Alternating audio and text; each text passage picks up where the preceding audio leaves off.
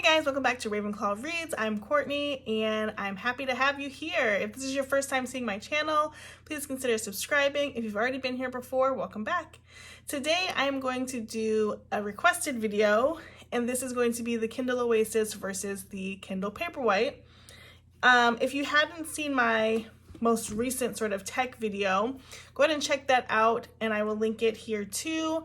But I recently picked up the Kindle Oasis. I've had it now for a week, and I picked it up because I felt like I've been reading just a lot more books online or digitally, and I am not wanting to have a whole stack of books. We just have a very full house of things, and so I don't want one more thing. And so while I do have a collection of books, and I will still probably pick up some books, the majority of my reading is going to be on my Kindle. And so I thought if I was going to really invest in reading on the Kindle, I would get the top of the line Kindle. The Scribe is more expensive than the Oasis. However, I didn't feel like I needed a 10.2 inch Kindle, and I don't really annotate, and so I didn't feel like I needed that, so I went with the Kindle Oasis. So excited to get it. Also, if you've been following my channel, you know I recently picked up the Kindle Fire HD 8 in that pink color that I really love. I still love this Kindle.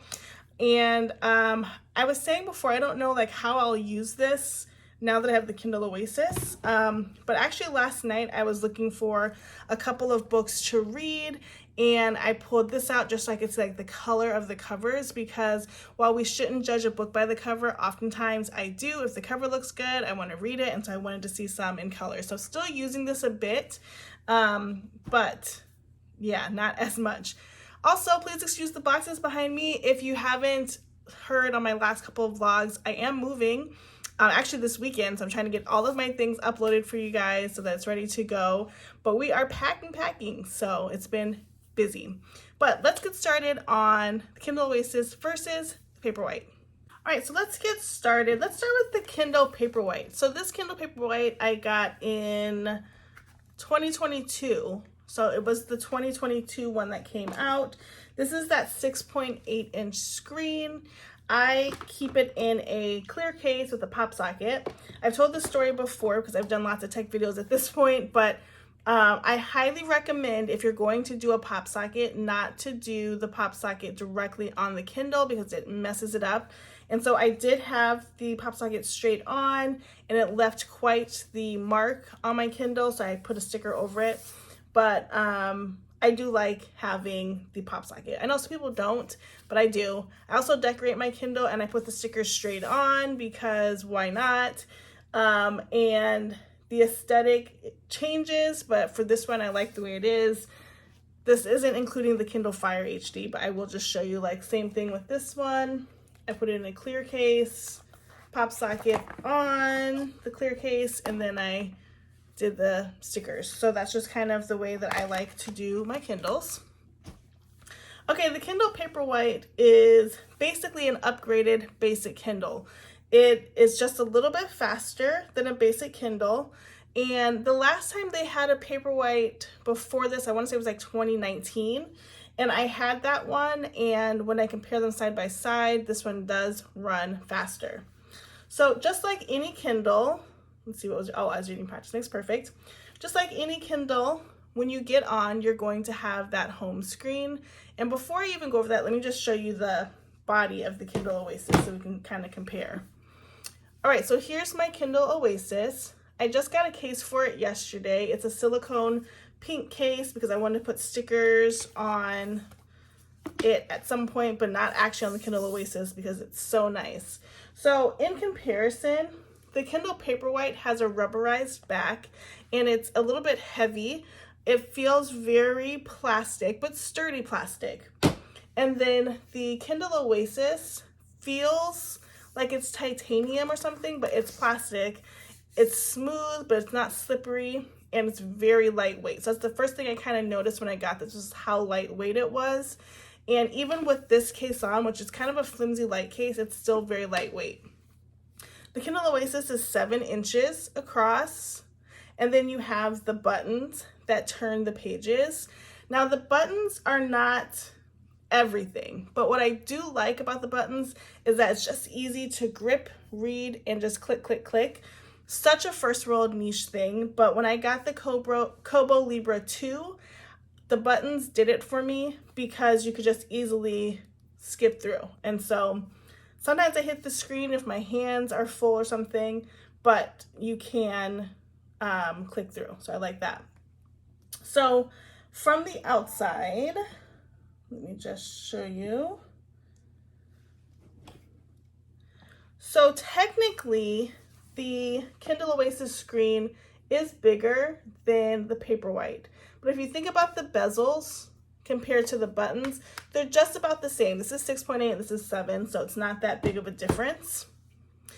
On the home screen though, so I have ads on this Kindle.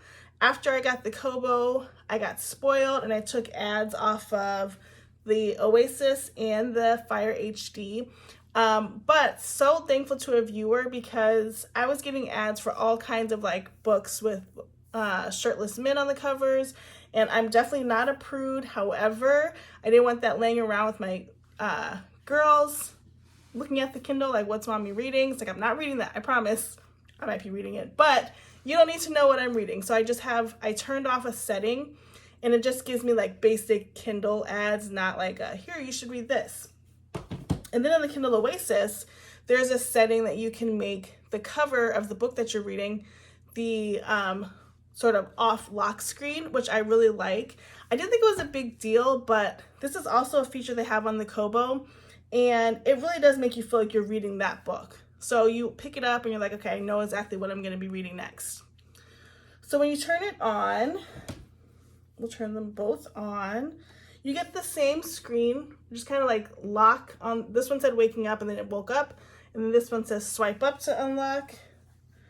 And so you kind of have the same thing. So let me take you to the home screen on both of them. Yes, okay. So when you look at the home screen, they're pretty much the same. I think this is a great option or a great way to show how this screen is just a little bit bigger. You can see the width of it kind of makes a difference in what all you're seeing, but realistically, they're very similar. So they both give you your home screen, you have your book down here, you have your library. Neither one of them really connect to stable internet. Like I can't use my Kindle for Libby or anything like that. And they both have the settings here, but they're a little bit different. So you can see on the Paperwhite, I have brightness, and then I have the warmth on. And then here I have the auto brightness, which adjusts it on its own, the warmth, and the schedule. Now, I turned my brightness down on this a bit because here's something that's a huge difference between the two devices, is that the battery life on the Kindle Oasis is really not good. And so it's not enough for me to send it back. I love the Oasis, but think of the Oasis like your cell phone. You're gonna be charging it every couple of days, whereas with the Kindle Paperwhite or even the new Fire HD, I'm going weeks without having to charge it. So a great example of that is that I charged both of these devices were like 40% by Friday night. So I charged both of them. The Kindle Paperwhite got charged first. It's a USB-C, which is great because it can go with my laptop or any type of charger cord. And I charged it to 99%. And then I used that Friday night to read off of. And then the Kindle Oasis comes with its own cord. It's a micro USB, which is a bit outdated. The only thing that uses a micro USB in my house right now is this device. And I charge this to 100% overnight. So since Friday night, I've now charged this 2 times. I just took this off of the charger to start the video. It was at 100% and I'm at 99% and I haven't read a thing. And so this Paperwhite has been off the charger since Friday night and I read on it and it's at 94%. Granted, I'm reading on this one more, but I just want to note that the Kindle Oasis battery is definitely not the same as the Paperwhite.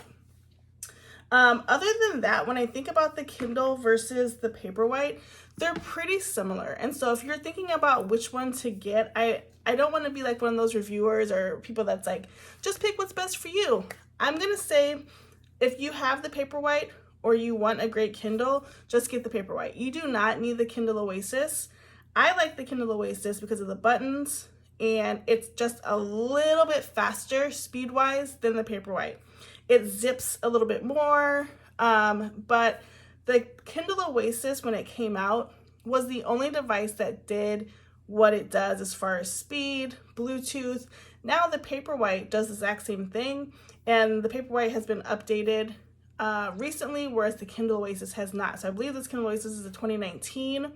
And so if they come out with a new Oasis, I'm gonna be so bothered because I just bought it. I might even like return it and get the new one.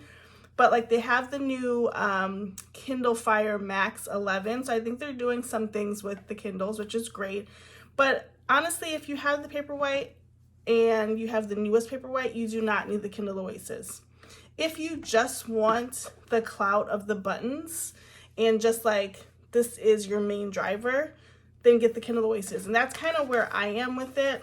I wanted the clout of having the Kindle Oasis. I wanted the top tier Kindle, and I have it and I love it. I wish the battery life was better, but it's not, and so I will just charge it more regularly.